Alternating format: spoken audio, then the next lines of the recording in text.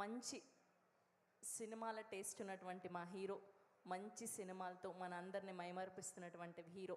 And ఈ Chennai love story ద్వారా కొత్త కిరణ్ అబ్బవరం గారిని ఫర్ షూర్ చూడబోతున్నామని అయితే ఇప్పటికే చూసినటువంటి గ్లిమ్స్ని అండ్ పాటల్ని చూస్తే అర్థమైపోతుంది.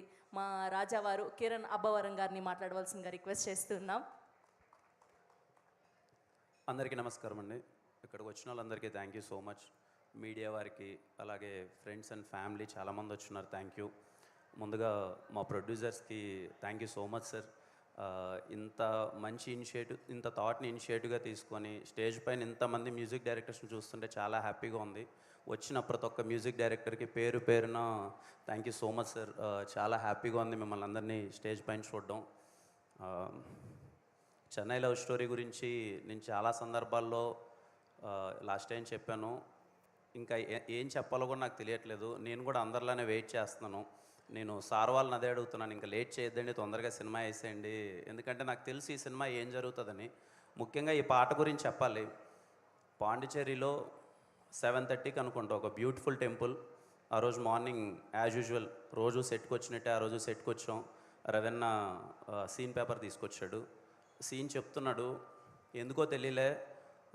సీన్ చెప్తున్న రవణ కళ్ళలో నీళ్ళు ఉన్నాయి, గౌరీ కళ్ళలో నీళ్ళు ఉన్నాయి, నా కళ్ళలో నీళ్ళు ఉన్నాయి.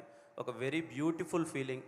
ఒక టెంపుల్లో కూర్చొని తను నరేషన్ ఇస్తున్నప్పుడు వింటున్నప్పుడు మాకు ఎలా అయితే కలిగిందో, మీకు ఈరోజు సాంగ్లో పడిన ఫస్ట్ విజువల్ ఏదైతే టెంపుల్ దగ్గర విజువల్ పడింది కదా, నాకున్న కొద్దిపాటి నాలెడ్జ్తో చెప్తున్నాను.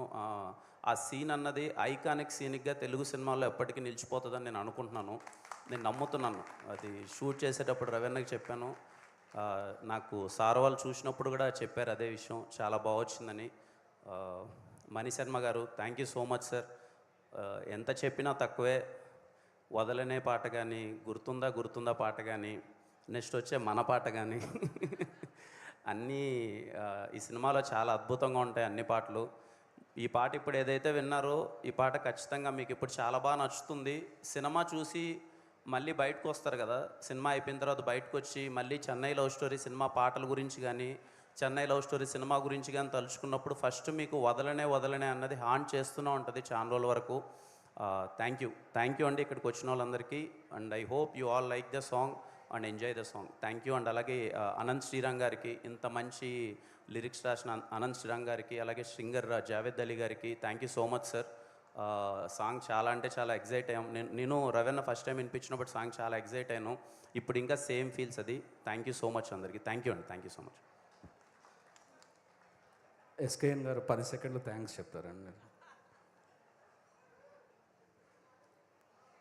Thank you all.